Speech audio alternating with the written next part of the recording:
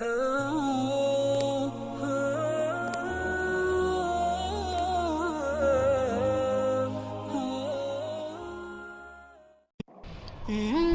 علیکم ورحمۃ اللہ وبرکاتہ۔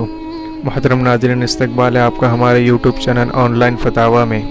سوال: کسی جانور کو حلال کرتے وقت قبلہ رخ کرنا ضروری ہے، اور اگر حلال کرتے وقت بسم اللہ پڑھنا بھول گئے تو کیا حکم ہے؟ مرغی کو حلال کرتے وقت قبلہ کے رخ کرنا کیا ضروری ہے، اور مرغی حلال کرتے وقت کوئی بسم اللہ اللہ اکبر کہنا بھول جائے تو کیا حکم ہے؟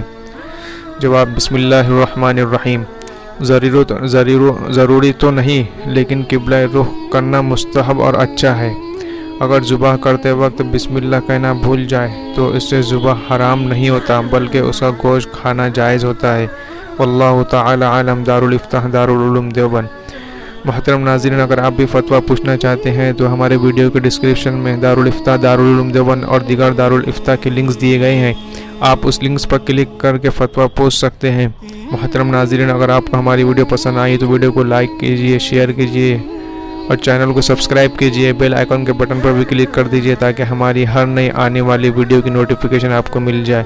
جزاک اللہ، والسلام علیکم ورحمۃ اللہ وبرکاتہ۔